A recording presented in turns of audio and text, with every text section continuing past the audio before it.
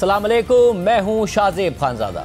रूस से तेल की खरीदारी पर 24 घंटे में भारत पर मजीद टैरिफ आयद करने की धमकी के बाद 24 घंटे के अंदर अंदर ही सदर ट्रंप ने भारत पर टैरिफ्स को 25% से दुगना करके 50% कर दिया है और इसका एग्जीक्यूटिव ऑर्डर भी जारी कर दिया है। यानी अब सदर ट्रंप के दोस्त नरेंद्र मोदी के भारत पर सदर ट्रंप ने ही सबसे ज्यादा यानी ब्राजील के बराबर 50% टैरिफ आयद कर दिया है, जिसके बाद भारत में हंगामा खड़ा हो गया है। क्योंकि इसका मतलब है कि अब जो भी भारतीय अशिया अमेरिका जाएंगी उन पर 50% ड्यूटी लगेगी। ट्रंप के इस फैसले पर भारतीय दफ्तर खारजा का रद्द-ए-अमल भी सामने आ गया है, जिसमें अमेरिकी सदर के इकदाम को इंतहाई अफसोसनाक करार दिया गया है। सदर ट्रंप ने भारत पर इजाफी 25% टैरिफ आयद करने के एग्जीक्यूटिव ऑर्डर पर दस्तखत कर दिए हैं और ये टैरिफ्स भारत की तरफ से मुसलसल रूसी तेल की खरीदारी के जवाब में लगाए गए हैं। यानी एक तरफ सदर ट्रंप रूसी तेल की खरीदारी को बुनियाद बनाकर भारत से ट्रेड डील पर बार्गेनिंग कर रहे हैं, तो दूसरी तरफ रूस पर भी यूक्रेन जंग रोकने के लिए दबाव डाल रहे हैं। ट्रंप के एग्जीक्यूटिव ऑर्डर मुझे मुख्तलिफ सीनियर ऑफिसर्स की जानिब से इजाफी इंफॉर्मेशन हासिल हुई है और इन मालूमात में रूसी हुकूमत के यूक्रेन में इकदामात भी शामिल हैं। और इस इजाफी इंफॉर्मेशन का जायजा लेने के बाद मैं इस नतीजे पर पहुंचा हूं कि रूसी हुकूमत के इकदामात और पॉलिसीज अमेरिका की नेशनल सिक्योरिटी और फॉरेन पॉलिसी के लिए एक गैर मामूली और बड़ा खतरा पैदा कर रहे हैं। और इस नेशनल इमरजेंसी की सूरत हाल से निपटने के लिए मैंने ये फैसला किया है कि ये लाजमी और मुनासिब होगा कि अमेरिका में भारत से की जाने वाली दरामदात पर इजाफी ड्यूटी लगाई जाए, क्योंकि भारत डायरेक्टली या इनडायरेक्टली रूस से तेल खरीद रहा है। इसलिए भारत से दरामद की जाने वाली अशिया पर 25% की इजाफी ड्यूटी लगेगी। अपने एग्जीक्यूटिव ऑर्डर में ट्रंप ने भारत को धमकी भी दी है कि अगर उसने जवाबी इकदामात किए तो इसके भी नताइज होंगे। ट्रंप के एग्जीक्यूटिव ऑर्डर के मुताबिक अगर भारत ने इन टैरिफ्स के जवाब में अमेरिका के खिलाफ इकदामात किए तो मैं अमेरिका की तरफ से उठाएगा इकदामात की अफादियत को बरकरार रखने के लिए अपने इस ऑर्डर में तब्दीलियां भी कर सकता हूं। और अगर उन टैरिफ से मुतासिर होने वाली रूसी हुकूमत या कोई और मुल्क अमेरिका के नेशनल सिक्योरिटी, फॉरेन पॉलिसी और मुआशी मामलात के खदशात को दूर करने के लिए ज़रूरी और मुनासिब इकदामात करता है तो मैं अपने ऑर्डर में तब्दीली ला सकता हूं। सदर ट्रंप के भारत पर 50% टैरिफ लगाने के फैसले पर भारतीय दफ्तर खारजा का रद्द-ए-अमल सामने आया है, जिसके मुताबिक हालिया दिनों में अमेरिका ने भारत की रूस से तेल की दरामदात को निशाना बनाया है। हम इन मामलात पर पहले ही अपना मौक़िफ़ वाज़े कर चुके हैं, जिसमें यह हकीकत भी शामिल है कि हमारी दरामदात मार्केट फैक्टर्स की बुनियाद पर होती हैं और उनका मजबूई मकसद भारत के 1.4 अरब अवाम की एनर्जी सिक्योरिटी को यकीनी बनाना है। इसलिए यह इंतहाई अफसोसनाक है कि अमेरिका उन इक़दामात पर भारत पर इजाफी टैरिफ लगाए जो कई दीगर ममालिक भी अपने कौमी मफाद में कर रहे हैं। भारतीय दफ्तर खारजा के बयान के मुताबिक हम एक बार फिर दोहराते हैं कि ये इक़दामात गैर मुनसिफाना, बिलाजवाज़ और गैर माकूल है।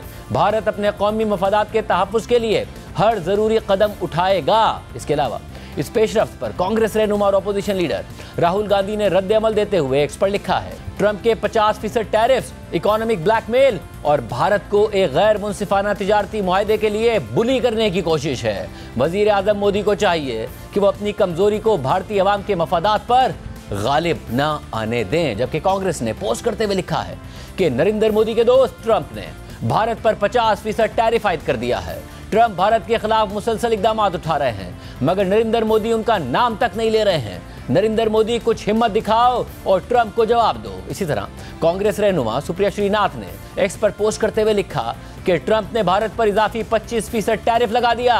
पहले से ऐलान करदा 25% टैरिफ के साथ अब मजमूई टैरिफ 50% हो गया। ये हमारी मईशत, बरामदात, पैदावार और मुलाजमतों के लिए तबाहकुन है। मिस्टर मोदी बोले, इस दफा आप बोल दें। इसके अलावा रॉयटर्स ने भी इस खबर को रिपोर्ट किया है और लिखा है कि इस कदम से अमेरिका और भारत के ताल्लुकात मजीद पेचीदा होने का खतरा बढ़ गया है। और ये पेशरफ्त उस वक्त हुई है कि जब भारतीय हुकूमत के ज़राए ने बताया कि इसी महीने वज़ीर आज़म मोदी शंघाई ताउन तंजीम के इजलास के लिए चीन का दौरा करेंगे और ये 7 सालों में उनका चीन का पहला दौरा होगा। अहम बात यह भी है कि आज जब अमेरिकी सदर ट्रंप ने रूसी तेल की खरीदारी की वजह से भारत पर टैरिफ 50% कर दिए, तो इस दौरान भारतीय कौमी सलामती के मुशीर अजीत दोवल रूस का दौरा कर रहे हैं। और भारतीय मीडिया के मुताबिक अजीत दोवल की रूसी सदर पुतिन से मुलाकात भी मुतवक्के है। ताहम ट्रंप के भारत से मुताल्लिक गैर मुतवक्के रवैये पर सिर्फ भारत ही नहीं बल्कि दुनिया भी हैरत का इजहार कर रही है और भारतीय अपोजिशन ये तनकीद कर रही है कि ट्रंप को बराह रास्त नाम लेकर आला सतह पर जवाब दिया जाए और ये जवाब खुद वजीर आजम मोदी की तरफ से दिया जाए। आज भी वजीर आजम मोदी ने आवाम से खिताब किया, लेकिन उन्होंने फिर ट्रंप का नाम नहीं लिया, मगर ये बात दोहराई कि भारत को अपने पैरों पर खड़ा होना है। हमें मिलकर भारत को दुनिया की तीसरी सबसे बड़ी इकोनॉमी बनाना है। हमें मिलकर मेक इन इंडिया और आत्मनिर्भर भारत की सक्सेस स्टोरी लिखनी है। आज भारत पर टैरिफ बढ़ाकर 50% करने से पहले ट्रंप की धमकियों पर परसों रात को भारतीय दफ्तर खारजा का बाज़ाब्ता रद्द-ए-अमल सामने आया था, जिसमें खुद अमेरिका और यूरोपीय यूनियन की रूस से तिजारत पर सवाल उठाए गए थे। और फिर कल भारतीय वजीर खारजा जयशंकर ने नाम लिए बगैर कहा कि मौजूदा गैर यकीनी हालात में हमारी इज्तिमाई ख्वाहिश है कि चंद एक के गलबे के बजाय एक मुनसिफाना और सबकी नुमाइंदगी करने वाला ग्लोबल ऑर्डर हो। We live in complicated and uncertain times. Our collective desire is to see a fair and representative global order, not one dominated by a few. That quest is often articulated as political or economic rebalance. इससे पहले कल भारतीय दफ्तर खारजा ने अपने बयान में America और यूरोपीय यूनियन की रूस से दरामदात के आदाद-ओ-शुमार शेयर करते हुए मौक़िफ़ इख्तियार किया था कि ये बात चौंका देने वाली है कि वो ममालिक जो भारत पर तनकीद कर रहे हैं वो खुद रूस के साथ तिजारत में मुलव्वस हैं और भारत के बरक्स ये तिजारत उनकी मजबूरी भी नहीं है। मगर अमेरिका भारतीय मौक़िफ़ को भी नज़रअंदाज कर रहा है। कल जब सदर ट्रंप से भारतीय दफ्तर खारजा के मौक़िफ़ के हवाले से सवाल हुआ तो उन्होंने जवाब दिया कि मैं इस हवाले से कुछ नहीं जानता, चेक करके बताऊंगा। India says that the US imports Russian uranium, chemicals, fertilizers, while criticizing their energy imports. Your response to that, sir? I don't know anything about it. I'd have to check, but we'll get back to you on that. Yeah, please. और आज Trump ने अपनी धमकी पर अमल करते हुए 24 घंटे के अंदर अंदर भारत पर 25% इजाफी टैरिफ्स लगा दिए हैं, जिसके बाद भारत पर अमेरिकी टैरिफ्स 50% हो गए हैं, जिस पर मोदी हुकूमत हैरान परेशान है। और आलमी मीडिया में भी तबसरे और रिपोर्ट शाया हो रही हैं। और इसकी अहम वजह यूक्रेन जंग खत्म करवाने के लिए ट्रंप की जानिब से रूस पर दबाव बढ़ाना करार दिया जा रहा है। पुतिन बात नहीं मार रहे हैं सदर ट्रंप की, और सदर ट्रंप फ्रस्ट्रेट हो रहे हैं क्योंकि ट्रंप अब यूक्रेन जंग खत्म करवाने में अपनी नाकामी पर बहुत ज़्यादा फ्रस्ट्रेशन का शिकार हैं, जिसकी कीमत अब अमेरिका के इत्तेहादी भारत को भी चुकाना पड़ रही है। CNN में शाया होने वाली रिपोर्ट के मुताबिक रवां साल के इब्तिदाई 6 महीने के आदाद-ओ-शुमार के मुताबिक रूसी खाम तेल भारत की मजमूई दरामदात का 36% है और यूं रूस भारत का सबसे बड़ा सप्लायर है। रिपोर्ट के मुताबिक जब रूस ने 2022 में यूक्रेन पर हमला किया तो यूरोपीय ममालिक ने बड़ी हद तक रूसी तेल खरीदना बंद कर दिया और अब रूसी तेल ज़्यादातर एशिया में फ़रोख्त होता है। चीन, भारत और तुर्की रूस के बड़े क्लाइंट्स में शामिल हैं और ये मॉस्को के लिए आमदनी का एक अहम जरिया है। जवाहरलाल नेहरू यूनिवर्सिटी के प्रोफेसर अमिताभ सिंह के मुताबिक भारत रूसी तेल भारी रियायत पर खरीद रहा है और ये रियायत रिवायती तेल और गैस के सप्लायर्स की जानिब से कभी ना दी जाती। उन्होंने मजीद कहा कि भारत की रूसी तेल की खरीदारी मुकम्मल तौर पर एक मुआशी या तिजारती फैसला है, जैसा कि भारतीय हुक्काम भी ये दलील देते आए हैं। लेकिन इस फैसले पर यूक्रेन और उसके हामियों की जानिब से तंज और गुस्से का इजहार किया जाता है। रिपोर्ट के मुताबिक अगरचे भारत ने गुज़िश्ता बरसों में अपने तेल के ज़राए को डाइवर्सिफाई किया है, लेकिन रूसी तेल की खरीदारी को मुकम्मल तौर पर ख़त्म करना एक ऐसा खला पैदा कर देगा जिसका मुतबादिल हासिल करना मुश्किल होगा। ऑयल एनालिस्ट मुयू शो के मुताबिक भारत अपनी तेल की ज़रूरियात का 80% दरामद करता है और उसकी अपनी तेल की पैदावार इतनी नहीं है कि इस ज़रूरत को पूरा कर सके। दुनिया के बड़े तेल पैदा करने वाले ममालिक के इत्तेहाद ओपेक के पास कुछ इजाफी सलाहियत हो सकती है, लेकिन रातों रात उनसे 3.4 मिलियन बैरल्स पंप करने के लिए कहना मुश्किल है। रिपोर्ट के मुताबिक भारत के लिए ऑप्शंस दीगर अमरीकी इकदामात से भी महदूद हो चुके हैं। भारत को ईरान और वेनेजुएला से तेल खरीदना बंद करना पड़ा क्योंकि ट्रंप ने इन ममालिक पर पाबंदियां लगा दी थी और इन ममालिक से तेल खरीदने वाले ममालिक पर टैरिफ लगाने की धमकी दे दी थी।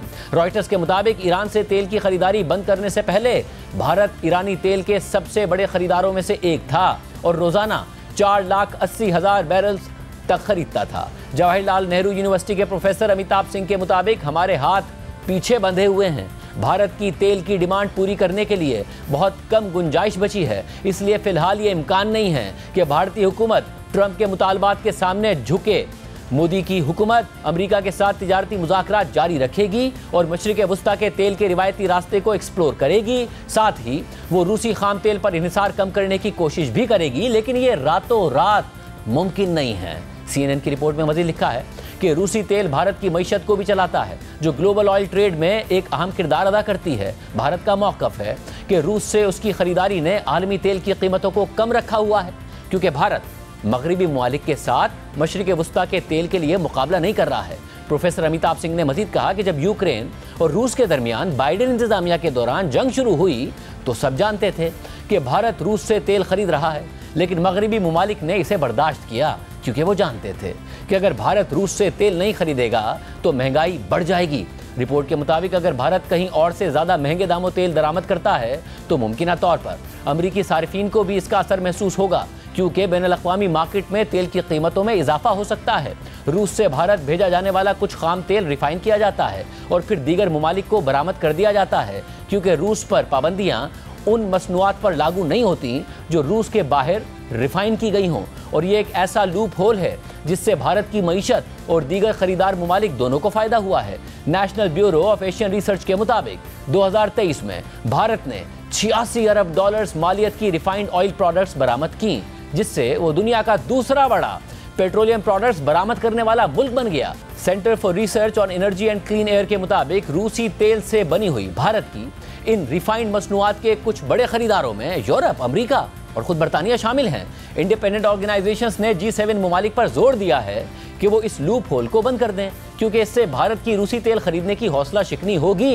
रिपोर्ट के मुताबिक भारत और रूस की शराकतदारी सिर्फ तेल तक महदूद नहीं है और कई दहाइयों पर मुहित है, और ये एक और वजह है कि रूस और भारत की तिजारत को आसानी से ख़त्म नहीं किया जा सकता। अमेरिका और सोवियत यूनियन की सर्द जंग के दौरान भारत बाज़ाब्ता तौर पर गैर जानिबदार रहा, ताहम भारत 1970 की दिहाई में सोवियत यूनियन की तरफ झुकने लगा, क्योंकि अमेरिका ने भारत के पड़ोसी और देरीना हरीफ पाकिस्तान को फौजी और माली इमदाद देना शुरू कर दी थी। और यही वो वक्त था कि जब रूस ने भारत को असलहा देना शुरू कर दिया। ताहम हालिया बरसों में भारत अमेरिका के करीब आ गया है और उसने अमेरिका और उसके इत्तेहादियों बशमूल फ्रांस और इसराइल से असलहे की खरीदारी में इजाफा कर दिया है। ताहम सिप्री के मुताबिक भारत अब भी रूसी असलहे का सबसे बड़ा खरीदार है, जबकि मोदी के अब भी प्यूटन से दोस्ताना ताल्लुकात हैं। यहाँ तक कि उन्होंने गुज़िश्ता साल मॉस्को का एक मुतनाज़े दौरा भी किया, जहाँ रूसी सदर ने उनका इस्तकबाल गले लगाकर किया और खुद उन्होंने गाड़ी चलाई। इसी तरह ट्रंप और मोदी में भी ऐसे ही दोस्ती रही है। 2019 की इलेक्शन रैली में ट्रंप ने ऐलान किया कि भारत ने कभी भी सदर के तौर पर डोनाल्ड ट्रंप से बेहतर दोस्त नहीं पाया। जवाहरलाल नेहरू यूनिवर्सिटी के प्रोफेसर अमिताभ सिंह के मुताबिक तवक्को की जा रही थी कि जब ट्रंप व्हाइट हाउस में दूसरी मुद्दत के लिए आएंगे तो ये दोस्ती जारी रहेगी, लेकिन इस बार हालात खराब हो चुके हैं। भारत इन बातों से खुश नहीं है कि ट्रंप हालिया पाक भारत तनाज़े में सीज़ फायर का क्रेडिट खुद ले रहे हैं, या ट्रंप के ये इल्ज़ामात कि रूस से भारतीय ऑयल इंपोर्ट्स रूसी वॉर मशीन को सहारा दे रही हैं। CNN के मुताबिक यूक्रेन जंग खत्म करने में अपनी नाकामी की फ्रस्ट्रेशन की वजह से ट्रंप ने यह सख्त रद्द-ए-अमल दिया है, क्योंकि यह ऐसा मामला था कि जिसे उन्होंने हुकूमत संभालने के पहले दिन पूरा करने का वादा किया था। भारत की रूस से तेल की खरीदारी पर रॉयटर्स ने भी आदाद-ओ-शुमार शाया किए हैं, जिसके मुताबिक भारत दुनिया का तीसरा बड़ा तेल का खरीदार और सारिफ है।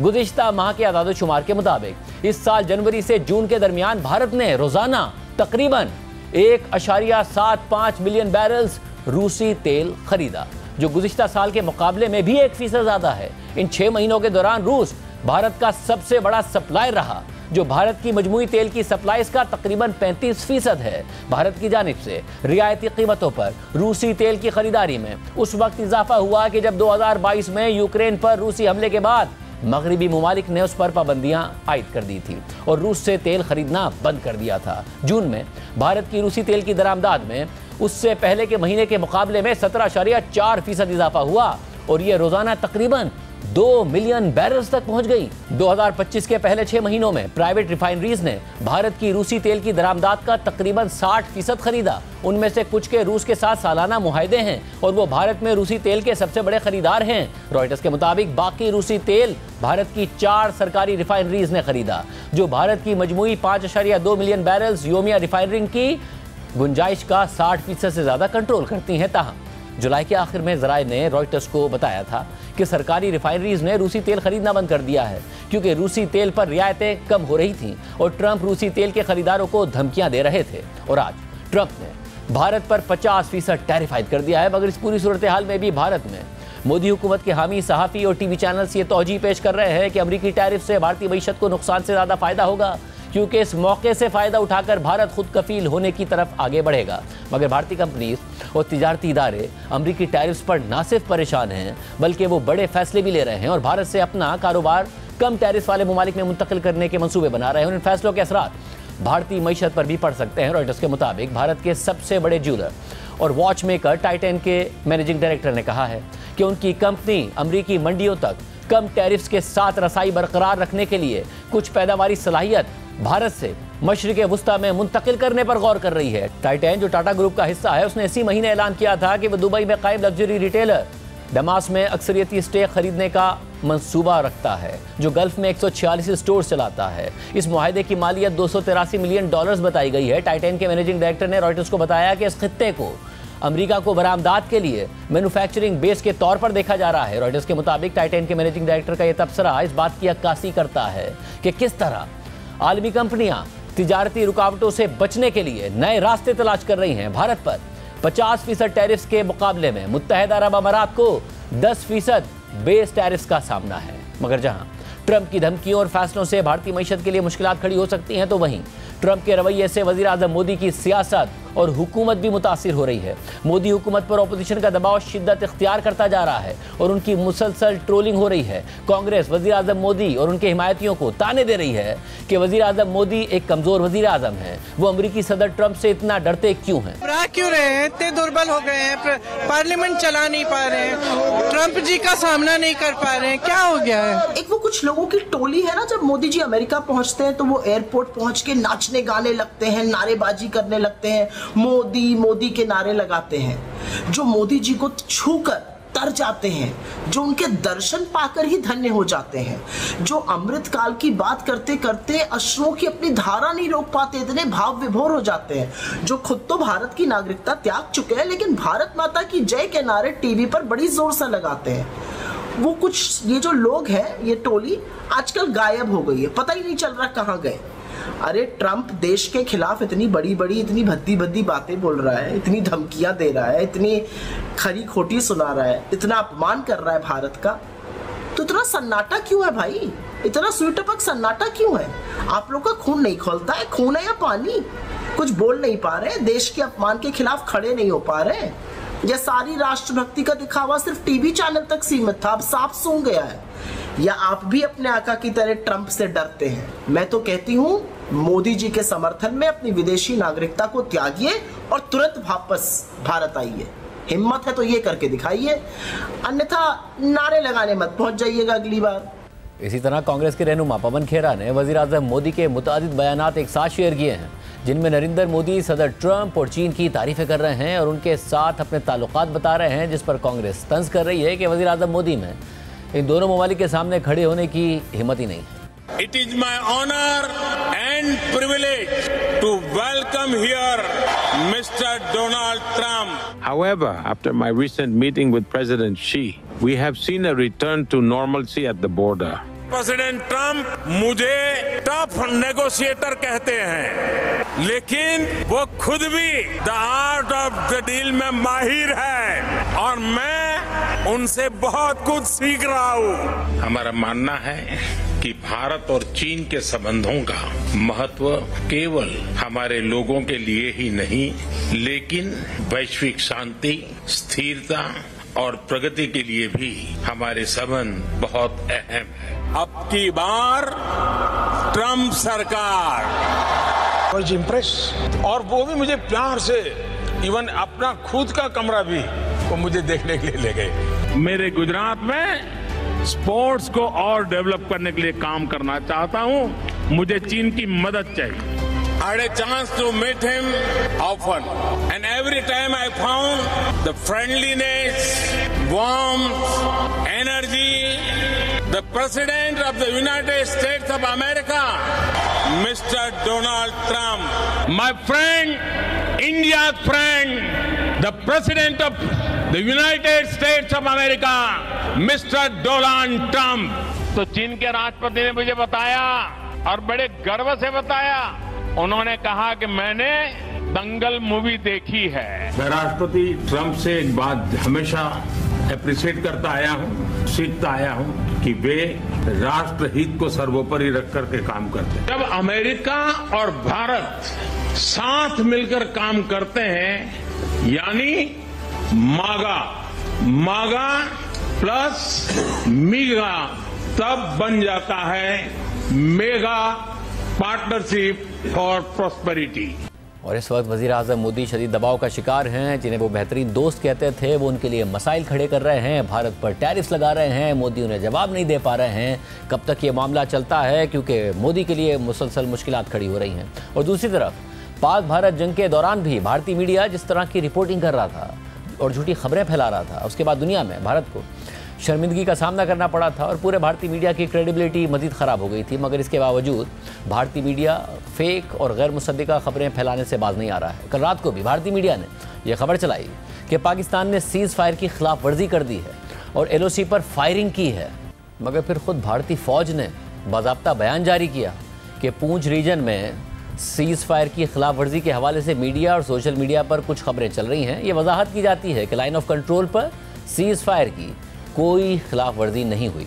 मारूफ भारतीय सहाफ़ी राजदीप सरदेसाई ने भी यह खबर अपने प्रोग्राम में ब्रेक की और सोशल मीडिया पर पोस्ट भी की थी, मगर फिर उन्होंने पोस्ट डिलीट कर दी। प्रोग्राम में ब्रेक शामिल करते हैं, एक और आम खबर की तफसीलात आपके सामने रखेंगे। PTI ने 5 अगस्त के एहतजाज के बाद अब 14 अगस्त को एहतजाज की कॉल दे दी है। अब सवाल ये उठ रहा है कि क्या 5 अगस्त के छोटे एहतजाज से 14 अगस्त के बड़े एहतजाज की बुनियाद पड़ सकती है, और क्या हुकूमत जिसने भरपूर क्रैकडाउन किया वो ये एहतजाज करने देगी। दूसरी तरफ PTI के गुज़िश्ता रोज़ के एहतजाज की कामयाबी पर भी सवाल उठ रहे हैं। PTI के कल के एहतजाज में रहनुमाओं की अदम शिरकत से मुताल्लिक आज सहाफ़ियों ने PTI के सेक्रेटरी जनरल सलमान अकरम राजा से सवाल पूछा तो उनका कहना था कि कल के एहतजाज में लोग क्यों नहीं पहुँचे, पार्टी में इस पर बात करूँगा। अगर माकूल वजह नहीं थी और कोई दूर रहा है तो इसका जवाब देना पड़ेगा। ये कोई आखिरी एहतजाज नहीं था, ये एक अमल है जो जारी रहेगा। बताया ये जा रहा है कि जो पार्लियामेंटेरियन है उन्होंने पार्लियामेंट हाउस के अंदर अपने आप को मतलब बंद कर दिया, हम बाहर जाना नहीं चाह रहे। इसमें कितनी सदाकत है? अगर इस बारे में कुछ बातचीत करूंगा पार्टी के अंदर, हम देखेंगे।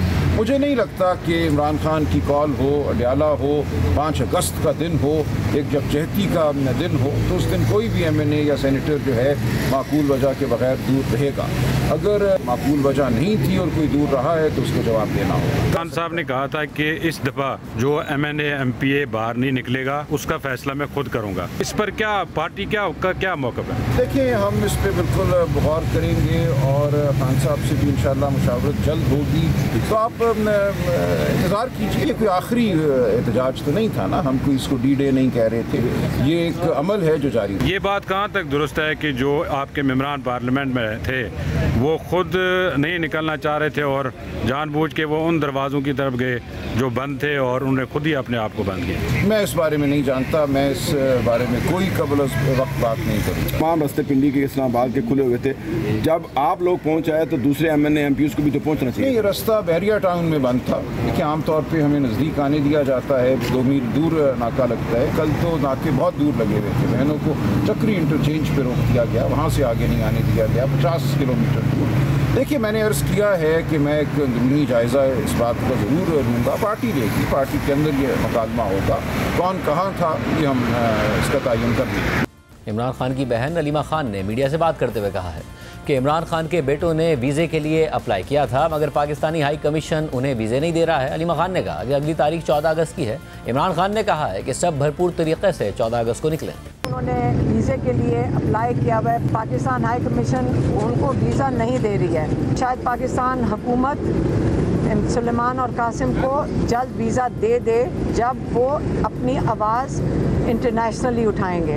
अगली तारीख 14 अगस्त की है। उन्होंने कहा सब भरपूर तरीके से 14 अगस्त को निकलें। उन्होंने अपनी जो क़यादत है उनको भी पैगाम भेजा है कि देखो, आपका कप्तान खड़ा है, आप जेल से ना घबराएं। आपने 14 अगस्त को हिम्मत करके ज़रूर निकलना है। देखें, तहरीक है, ये तहरीक चलेगी। अगली डेट जो इमरान खान ने दी वो 14 है। जब 14 आ जाएगी उसके बाद वो उससे अगली डेट दे देंगे। जबकि वज़ीर आला खैबर पख्तूनख्वा अली अमीन गंडापुर ने कल रात को पेशावर में रैली से खिताब करते हुए कहा कि इमरान खान के हुक्म के मुताबिक 5 अगस्त से तहरीक की पीक शुरू कर दी है। अब रोज़ाना की बुनियाद पर निकलना है। 13 और 14 अगस्त को जो लाएमल आएगा उस पर हम सब ने अमल करना है। इमरान खान के हुक्म के मुताबिक 5 अगस्त से आपने आज तहरीक की पीक शुरू कर दी है।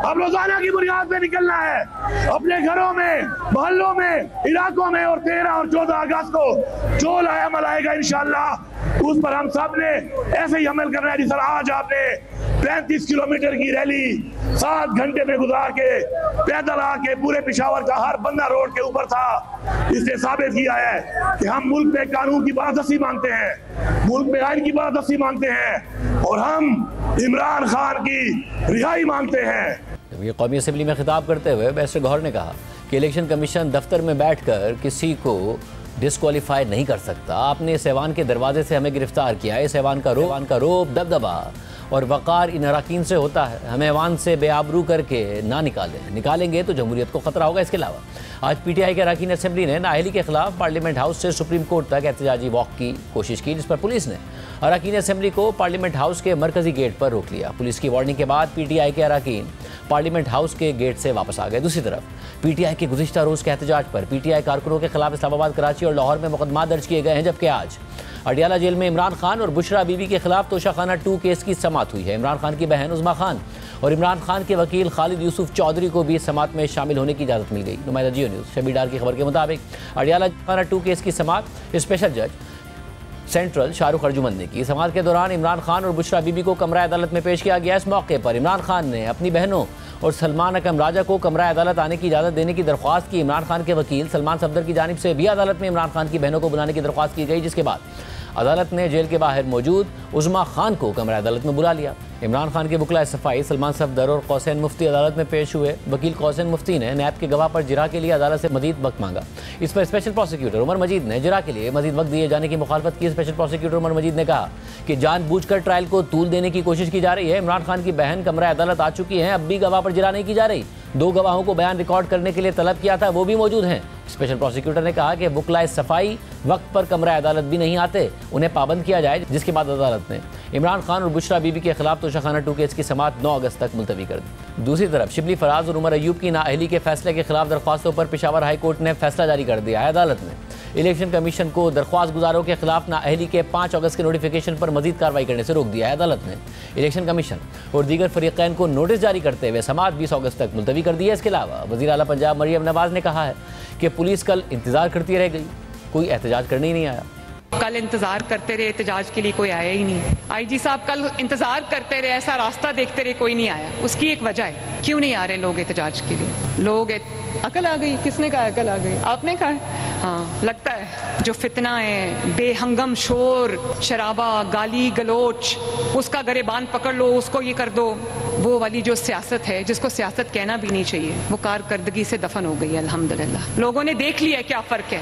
फसाद फैलाने वाले क्या जाने कि खिदमत का मज़ा क्या होता है। फितना फैलाने वाले, घेराव करने वाले, आग लगाने वाले क्या जाने कि अवाम के लिए उनके काम करने का क्या मज़ा है। पाकिस्तान और पंजाब का मुकद्दर अब साजिशों के हाथों नहीं, कारकर्दगी के हाथों लिखा जाएगा। प्रोग्राम में ब्रेक शामिल करते हैं, मज़ीद अहम खबर है आपके सामने रखेंगे।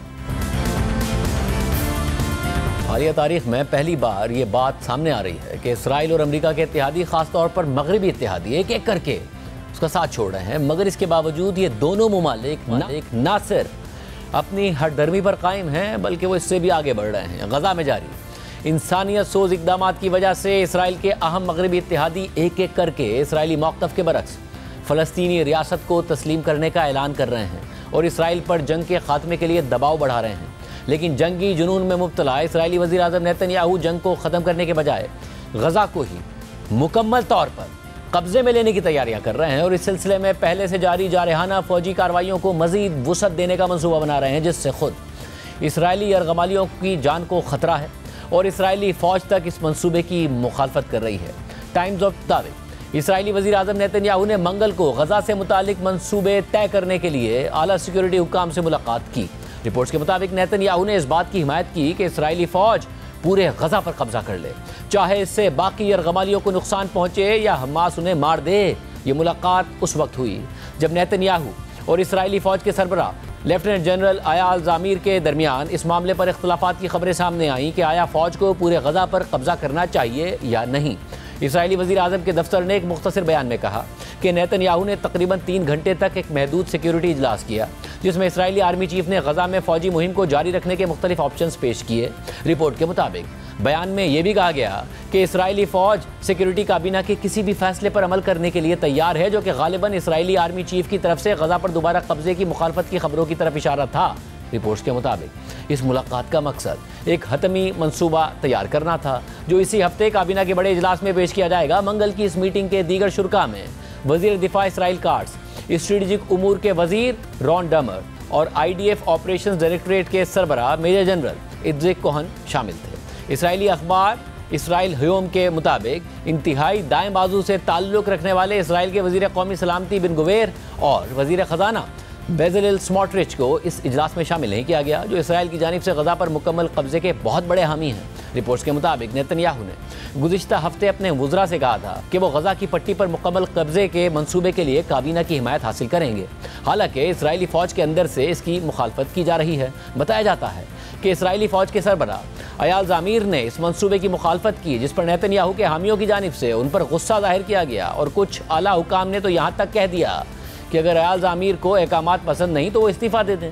कल के इजलास के बाद एक नामालूम जरिए ने इसराइली पब्लिक ब्रॉडकास्टर कान को बताया कि नेतन्याहू गजा पर कब्जे के फैसले की तरफ वाज़े तौर पर झुकाव रखते हैं, जबकि दीगर हिब्रू मीडिया आउटलेट्स ने भी नामालूम अफराद का हवाला देते हुए ऐसी ही खबरें दी। कान से बात करने वाले एक इसराइली जरिए ने बताया कि इसराइली हुकूमत को मालूम है कि गजा पर मुकम्मल कब्जे की फौजी मुहिम से बाकी बच जाने वाले यरगमालियों को खतरा लाहक हो सकता है, जिनके बारे में ख्याल किया जाता है कि उनमें से तकरीबन 20 अभी जिंदा हैं।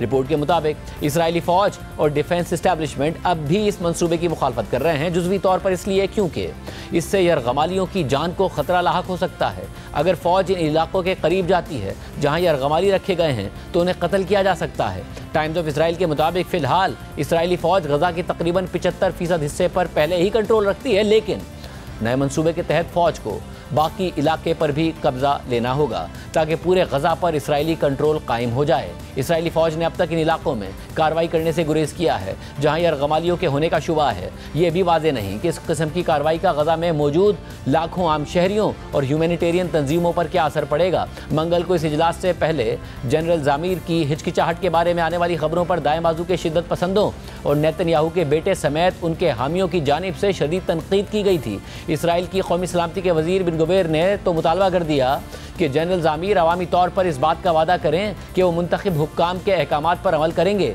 चाहे वो गजा पर मुकम्मल कब्जे का फैसला ही क्यों ना हो। नेतन्याहू गजा पर मुकम्मल कब्जे की तैयारियां कर रहे हैं। अमरीका को भी वज़ाहिर इस मंसूबे से कोई इख्तलाफ नहीं है। ताहम अमरीकी सदर ट्रंप गजा में इसराइल की जानिब से मुसल्लत करदा ग़िज़ाई क़िल्लत पर अपने तहफ़्फ़ुज़ात का इज़हार कर रहे हैं। कल जब ट्रंप से गजा पर मुकम्मल इसराइली कब्जे से मुताल्लिक़ सवाल हुआ तो उन्होंने जवाब दिया कि उनकी हुकूमत की तवज्जो फ़लस्तीनियों के महसूर इलाकों में ज़्यादा ग़िज़ा पहुँचाने पर है, बाकी मामले पर वो कुछ नहीं कह सकते, ये ज़्यादातर इसराइल पर मुनहसर होगा। Would you support Israel reoccupying all of Gaza as has been suggested by some Israeli officials? Well, I don't know what the suggestion is. I know that we are there now trying to get people fed.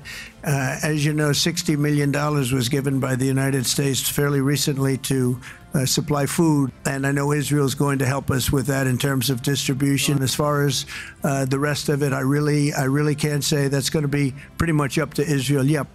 इस सारी सूरत हाल में बज़ाहिर अमरीका को गजा पर Israeli कब्जे से कोई फ़र्क नहीं पड़ता, मगर ये रिपोर्ट सामने आई है कि अमरीका गजा में इंसानी इमदाद की क़यादत संभालना चाह रहा है क्योंकि इसराइल उसे मौसर तरीक़े से नहीं चला रहा। लेकिन नेतन्याहू की तरफ से जंग को मज़ीद बढ़ाने का इम्कान इस इमदादी कोशिश में बड़ी रुकावट बन सकता है। अमरीकी न्यूज़ वेबसाइट एक्सियोस की रिपोर्ट के मुताबिक 2 अमरीकी और 1 इसराइली ओहदेदार ने तस्दीक करते हुए बताया है कि पीर को अमरीकी सदर ट्रंप ने अपने खुसूसी नुमाइंदे स्टीव विटकॉफ से व्हाइट हाउस में मुलाकात के दौरान इस मंसूबे पर बात की कि अमरीका गजा में इंसानी इमदाद की फराहमी में अपने किरदार को नुमाया तौर पर बढ़ाएगा। वाज़ेह रहे कि गजा में जंगबंदी के मुज़ाकरात ताअत्तुल का शिकार हैं, जबकि इसराइली वज़ीर आज़म नेतन्याहू जंग को मज़ीद वुसअत देने की तरफ बढ़ रहे हैं।